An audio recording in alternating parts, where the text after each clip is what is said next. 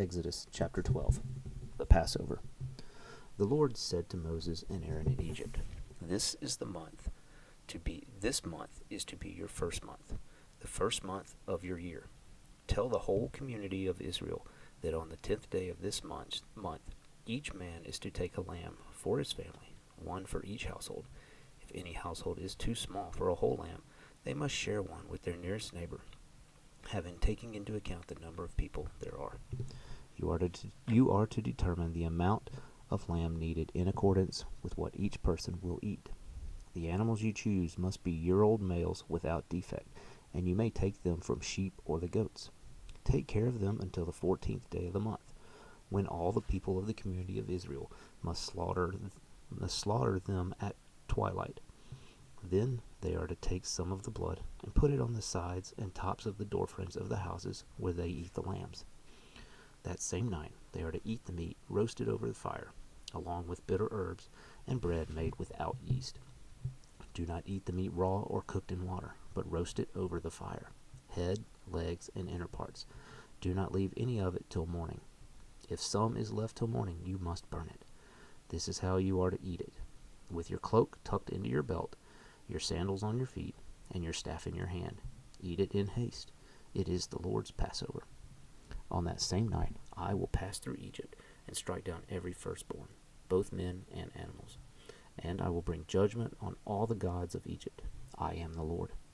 The blood will be a sign for you on the houses where you are. And when I see the blood, I will pass over you. No destructive plague will touch you when I strike Egypt. This is the day you are to commemorate. For the generations to come, you shall celebrate it as a festival to the Lord, a lasting ordinance. For 7 days you are to eat bread made without yeast. On the first day, remove the yeast from your houses.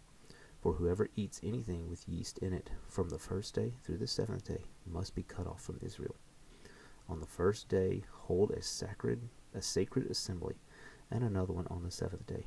Do not work at all on these days, except to prepare food for everyone to eat. That is all you may do. Celebrate the feast of unleavened bread, because it was on this very day that I brought your divisions out of Egypt. Celebrate this day as lasting ordinance for the generations to come. In the first month you are to eat bread made without yeast from the evening of the 14th day until the evening of the 21st day. For 7 days no yeast is to be found in your houses, and whoever eats anything with yeast in it must be cut off from your houses. And whoever eats anything with yeast in it must be cut off from the community of Israel, whether he is an alien or native born. Eat nothing made with yeast. Wherever you live, you must eat unleavened bread. Then Moses summoned all the elders of Israel and said to them, Go at once and select animals for your families and slaughter the Passover lamb. Take a bunch of hyssop, dip it into the blood in the basin, and put some of the blood on top and both sides of the doorframe. Not one of you shall go out the door of his house until morning. When the Lord goes through the land to strike down the Egyptians, he will see the blood on the top and sides of that doorframe and will pass over the doorway, and he will not permit the destroyer to enter your houses and strike you down. Obey these instructions as a lasting ordinance for you and your descendants. When you enter the land that the Lord will give you as he promised, observe this ceremony. And when your children ask you, What does this ceremony mean to you? Then tell them, It is the Passover sacrifice to the Lord, who passed over the houses of the Israelites in Egypt and spared our homes when he struck down the Egyptians. Then the people bowed down and worshipped. The Israelites did just what the Lord commanded Moses and Aaron. At midnight, the Lord struck down all the firstborn in Egypt, from the firstborn of Pharaoh who sat on the throne to the firstborn of the prisoner who was in the dungeon, and the firstborn of all the livestock as well. Pharaoh and all his officials and all the Egyptians got up during the night, and there was loud wailing in Egypt, for there was not one house without someone dead. The Exodus.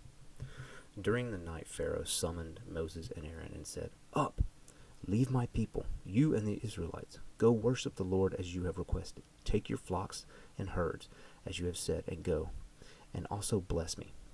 The Egyptians urged the people to hurry and leave the country, for otherwise, they said, we will all die. So the people took their dough before the yeast was added and carried it on their shoulders in kneading troughs wrapped in clothing. The The Israelites did as Moses instructed, and asked the Egyptians for articles of silver and gold and for clothing. The Lord had made the Egyptians favorably disposed toward the people and gave them what they asked for, so they plundered the Egyptians. The Israelites journeyed from Ramses to Succoth. There were about 600,000 men on foot, besides women and children. Many other people went up with them, as well as large droves of livestock, both flocks and herds.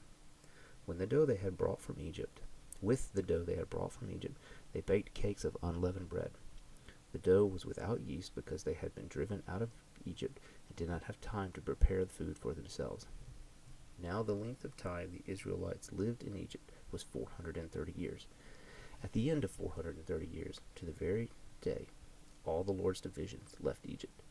Because the Lord kept vigil that night to bring them out of Egypt, on this night all the Israelites are to keep vigil to honor the Lord for the generations to come. Passover restrictions. The Lord said to Moses and Aaron, "These are the regulations for the Passover. No foreigner is to eat of it. Any slave you have bought may eat of it after you have circumcised him, but a temporary resident and a hired worker may not eat of it. It must be eaten inside one house. Take none of the meat outside the house. Do not break any of the bones. The whole community of Israel must celebrate it.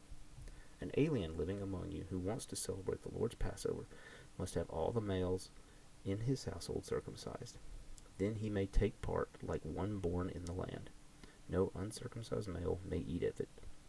The same law applies to the native born and to the alien living among you." All the Israelites did just what the Lord had commanded Moses and Aaron. And on that very day, the Lord brought the Israelites out of Egypt by their divisions.